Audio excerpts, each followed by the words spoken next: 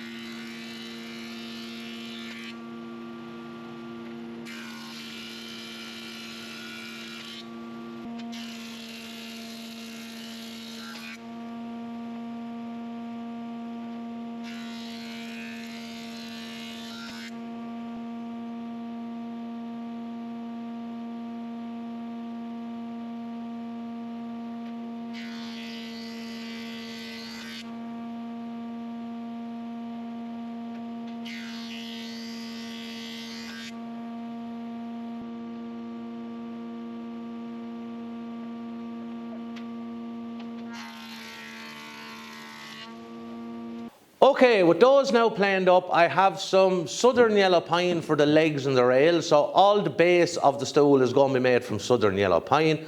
And I have some Iroko to make the top for the stool.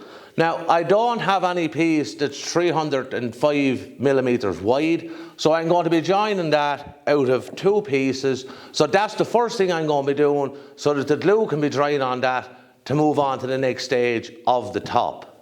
So with the two pieces for the top, I like to mark the top side with an X, so you know that that's the best side. Now, when you join these, and anyone who've joined, both jointed any wood, you'll know that once you put the glue between them, they're inclined to slide around and move and not stay lined up with one another.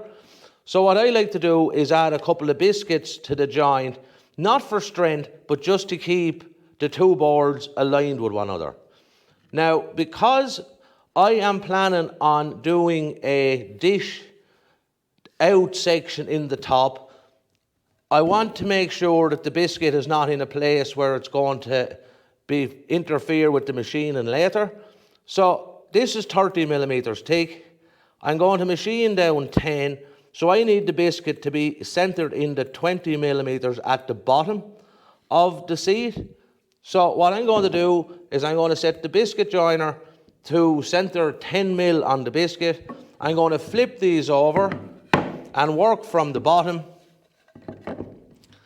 And the top is going to be 420 millimeters long when it's done. So I'm just going to roughly center that on the board.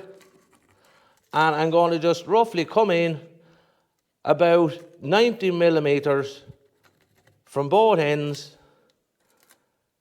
and that's the point where I'm going to put the biscuits. So there is no fear that the cutout for the biscuit is going to be seen at the ends, and by centering it in the bottom, it's not going to be seen once I machine the top of the stool. So I'm going to do that now, put on a bit of glue and stick it in the clamps and leave it to one side.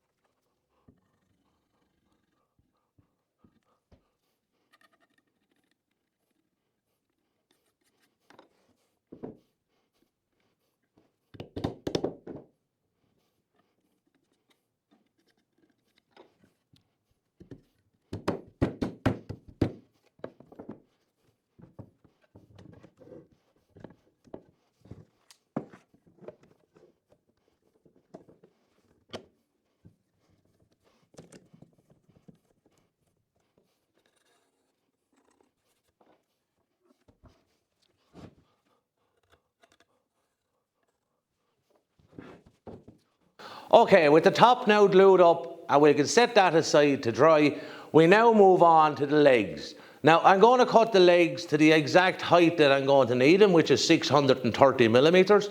So the stool overall height will be 660 when I put a 30mm top on it.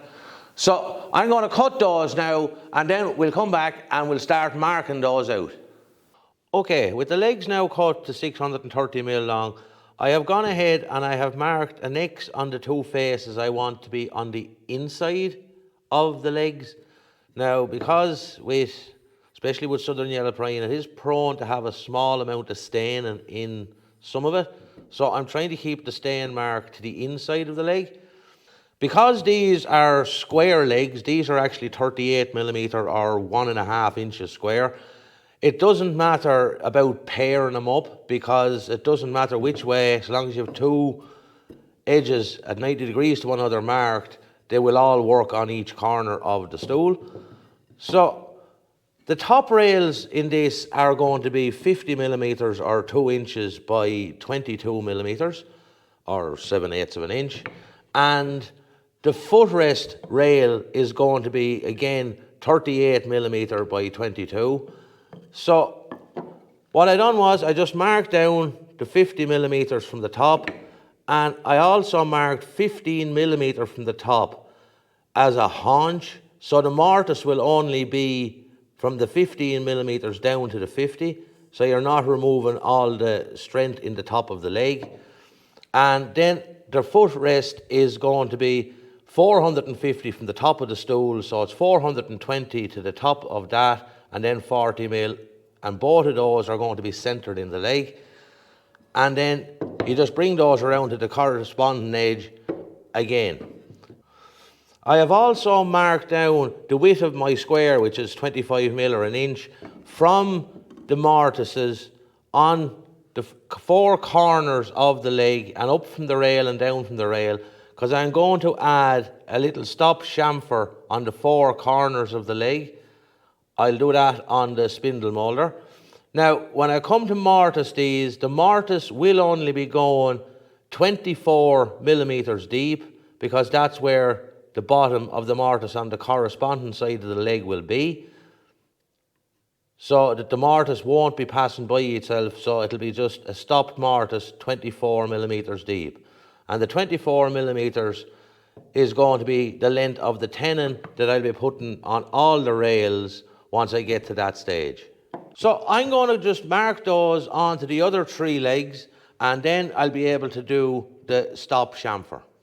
Okay, moving on to the stop chamfers on the legs. Now, I could do this with just a bearing guided 45-degree cutting bit in my router, but I prefer the long lead in that's generated on the spindle moulder.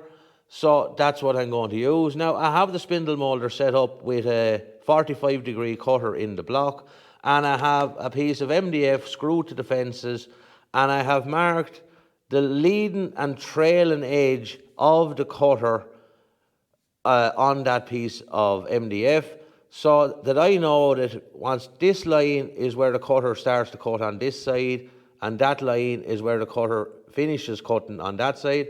So what I'll be doing is I will be dropping the piece of timber in, using the lines that I marked earlier, running through until the next line gets to the first one, pull it away, and then move on, drop in and pull out.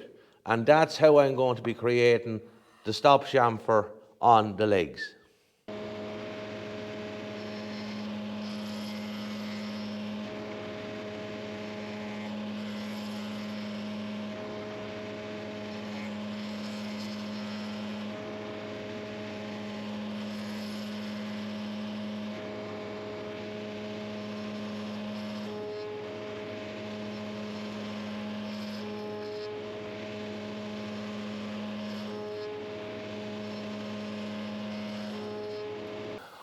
Okay, with the chamfers now done, I'm moving on to the mortises. Now, I have a 10mm bit and chisel set up here in the mortiser, and I have the depth stop set to 24mm. And like I said, I'm putting the mortise in the dead center of the legs, And the reason I'm doing the mortises before the tenons is the mortise is going to be 10 millimeters. I can make the mortise slightly bigger if I need to, but I can't make it smaller. Now, if I make the tenons first and the tenon turns out to be 9.5 millimeters, it's going to be a loose fit. This way you can sneak the size of the tenon up to be a perfect fit for the mortise. So I would always do the mortises first and then make the tenons to suit the mortise.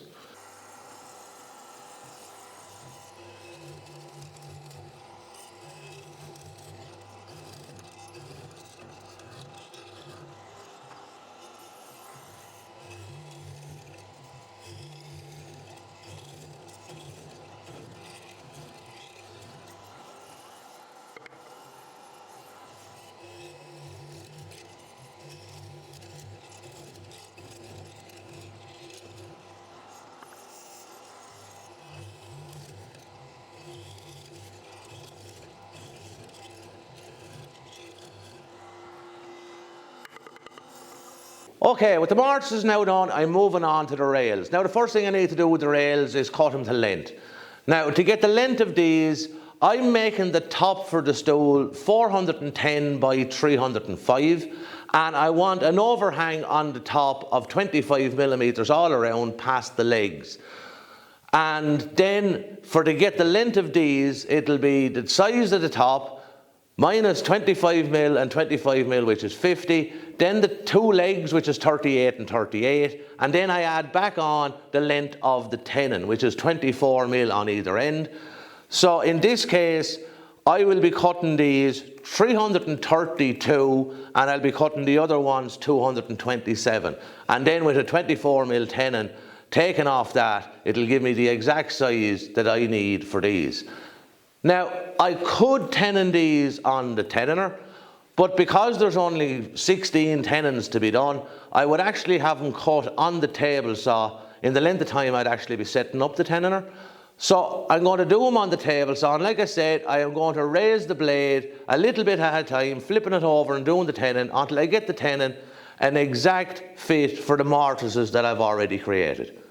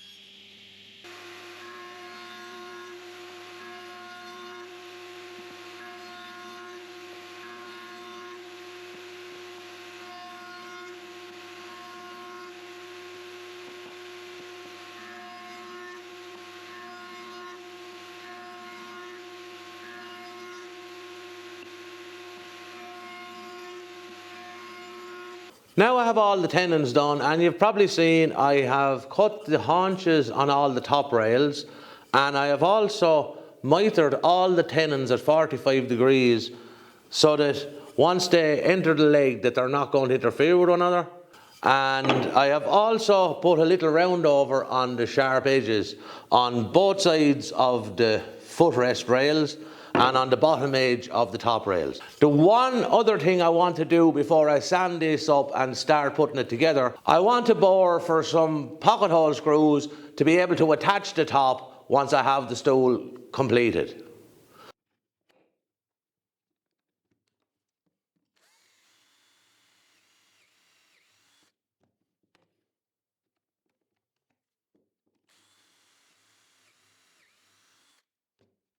I have gone ahead and I've given everything a sanding on all edges because it's easier to do that now than once the stool is together. Now, I'm going to start putting this together, but I'm going to do two sides of the stool, put them in clamps, let those dry, and then I can remove the clamps and then put in the short rails in between them. This is an awful lot simpler than trying to put the whole lot together at once and trying to get 8 clamps all clamped up and keeping everything square. Do the two sides first, get those square, and then insert the middle rails. It's just an awful lot simpler.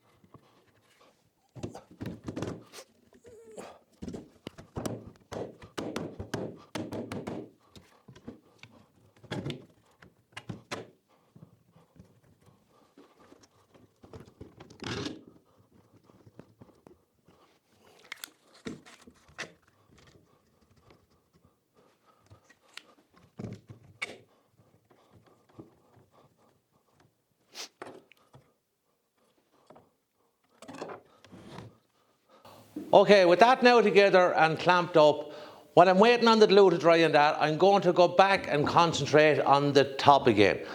Like I said at the start of the video, I want to dish out a portion of the top to create a seat. Now, to do that, I am going to use the CNC. So I'm going to set this up on the CNC and then we'll run that out.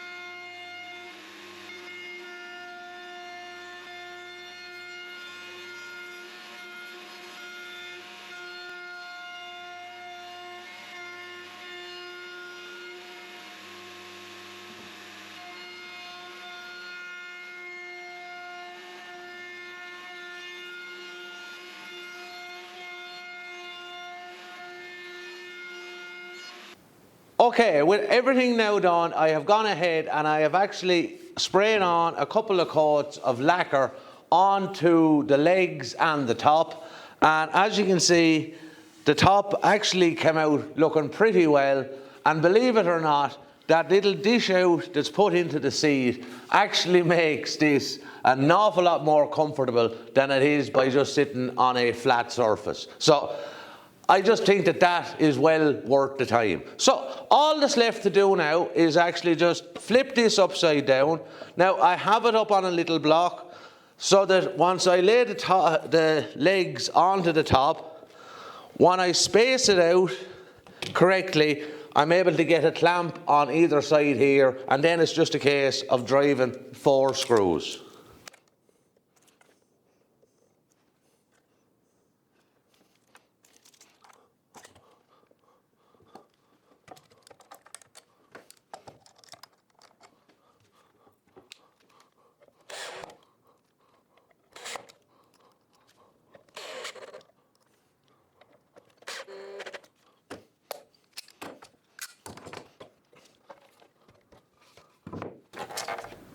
And there we have it.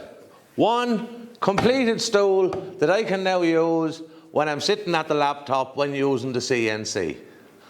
So I hope that you learned something from this video and to see how I do things here in the workshop. So if you like this video, maybe you consider giving it a thumbs up. And maybe if you haven't already done so, maybe you consider subscribing to the channel so you can see more things that I'll be doing here in the workshop. So all that's left for me to say is thanks very much for watching, and I'll see you again soon. Good luck.